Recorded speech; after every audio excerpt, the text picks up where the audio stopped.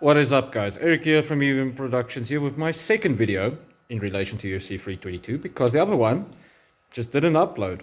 It just didn't want to. Now, I'm very tired, as you can see with my hair. It's 7 a.m. here. And I'm not feeling all that well. But anyway, 3 out of 5 picks correct. Want to say Zhang Weili could have done more, but it was all skill versus size as well. Meaning she was just outgunned in every way possible. Sorry about the reflection thing. My arm's getting in the way of the thing there. Anyway, Bo Nickel came back with a little bit of improvement, but not much, and was a step down in competition, which led to the head kick KO. I picked against him here because I felt that he might not have the willpower to push through again. Almost went full 3 rounds, which he still won, but you get what I mean and why I was worried because of the ODR fight, especially seeing how ODR lost to Brendan Allen. Then the main event, Islam Makhachev versus JDM. I picked Islam. Yep, he won. However, it was boring as crap. I was talking to a female friend in that time period instead of watching the fight because, yeah, I like Islam. I picked him. I've never picked against him outside of... I don't even remember when I picked against him. Literally, you guys can go check all my predictions. I don't think I ever picked against him, even from way back in 2019, when I said he will be champion, and he is. And now he's welterweight champion as well. Anyway, in that whole fight, JDM looked horrible versus Islam. Islam is now just like a super version of Islam, essentially, with same skill. He didn't look like he improved skill-wise. It was more so the strength aspect, just amplifying his skills. Cool. Now, speaking of the Ilia Topuria versus Islam Makhachev situation, I don't want to see it at 170. At 170 pounds, Islam will be still light on his feet, like he showed he was, and Topuria will be stuck in the mud. He will be too slow. If you eliminate somebody's legs, we know that with the leg kick situation, then somebody can't land their shots.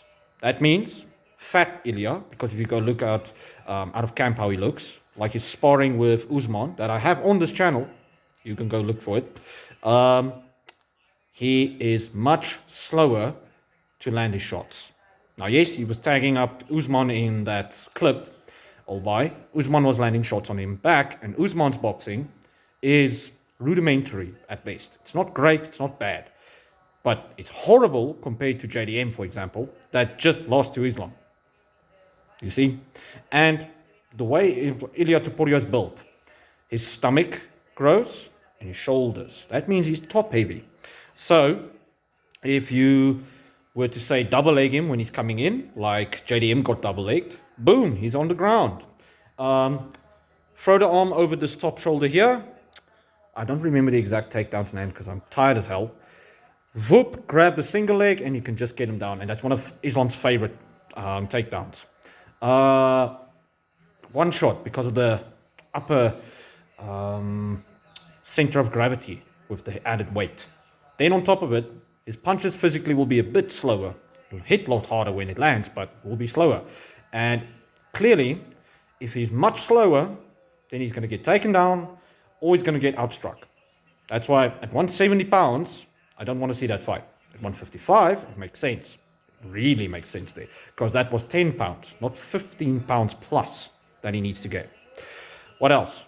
Usman in the crowd. I don't know why the UFC wants him to get his title shot when he just beat Buckley, who clearly is not at the top level. He's not Prates, Gary. I think Gary, Prates, Shavkat.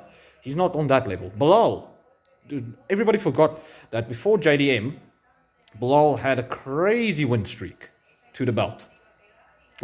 Everybody forget about that. And then the 12-fight win streak of Leon Edwards for him to lose his belt versus Bilal.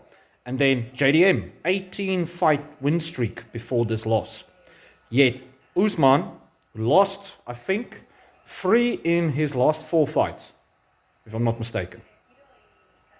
3 or... Yeah, I think it's 3 or 4. And he's also on the tail end of his career.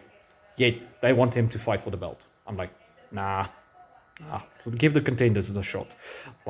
Prates versus Morales that just fought for a semi-title eliminator, and Bilal versus Gary.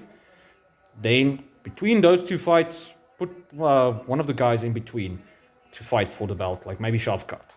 I think Shavkat is fine if he doesn't get injured, because he's really prone to injury, and I think I know different reasons why that can happen now.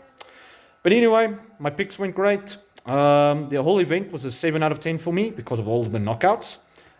It was just boring as hell at the top end, which sucks because we have a boring main event coming as well. Anyway, guys, I'm gonna try and survive the rest of the day. Bye.